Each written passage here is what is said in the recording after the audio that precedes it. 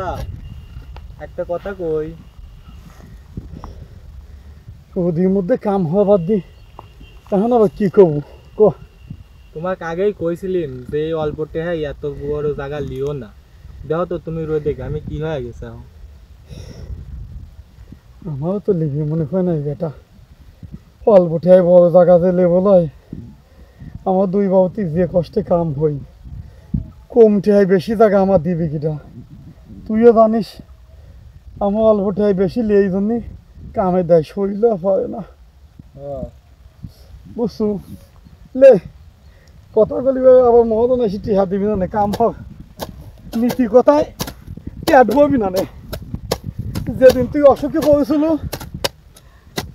সেদিন জ্বরের রাতি 200 টাকা জন্য কত বাড়িত করেছিলাম, কেউ দি সাহায্য হয়েছিল না। হয় আব্বা, সেই দিন তো নেই এই কাম হয়েই তোকে পেটে ভাত দিচ্ছি, পেটে ক্ষুধা, বড় ক্ষুধা। হয় লে কাম হয়।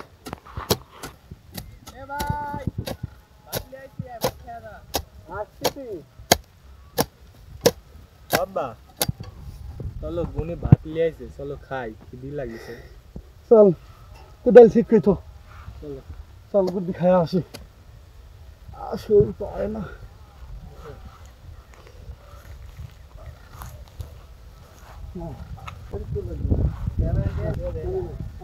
ভাই তোর গামছাটা পার, আব্বা তুই খায়ালে। পারতিছি তুই উত্তরে হাটে। খিদি যা লাগিছে দেই দর নেপাল বয় কি দিলে আইসো ভাত মা? মাছ দে। দেখুন সেই দিলে পান দে।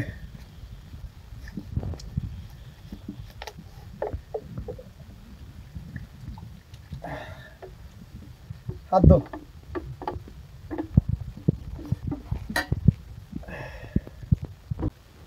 তুই খাইছো? হ্যাঁ খাইছে। এই কয়টা ভাত দিছে? এই গোটাই ছিল। লে হ্যাঁ লে তুই লে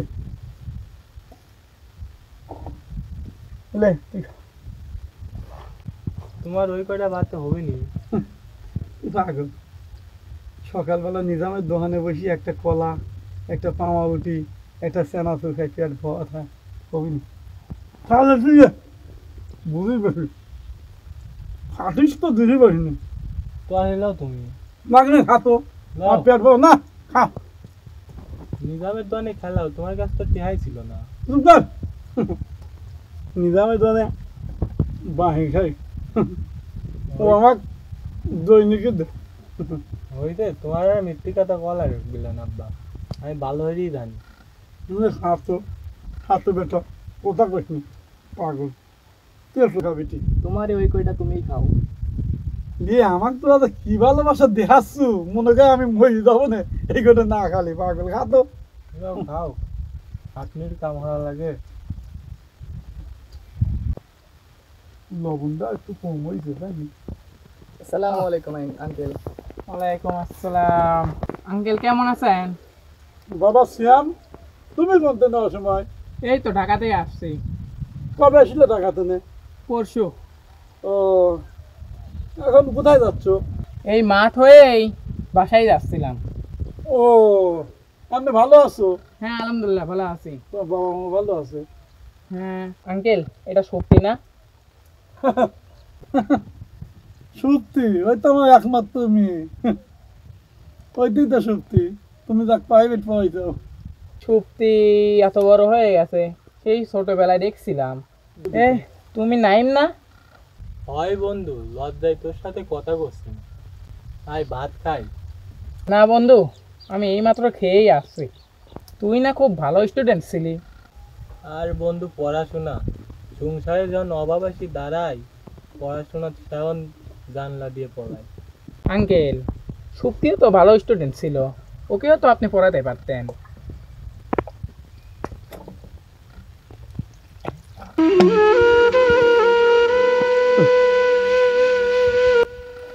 আমি বাবা হিসেবে ছাল বলে একটু ইচ্ছাই হয় পড়াবি। তুমি এখন কত বড় ভার্সিটি পড়ো।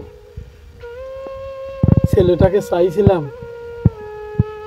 বড় বিদ্যান বানায়া আমার দুঃখ গুছাবো, ও পড়াতে পারিনি।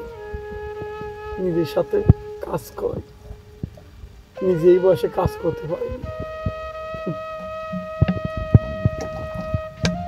মেয়েটা পড়াশোনা করে মানুষ বানাবো, কত স্বপ্ন ছিল।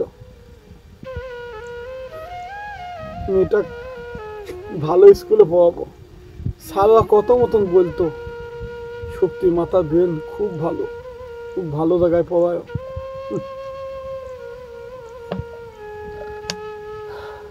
স্যার বলল যে এখন তো সরকার তো নেই উপবৃত্তি দেয়, মেয়েটা ভালো জায়গায় পড়ায়, ও মানুষের মতো মানুষ হইল, গরিবের সংসারে পড়াশোনা।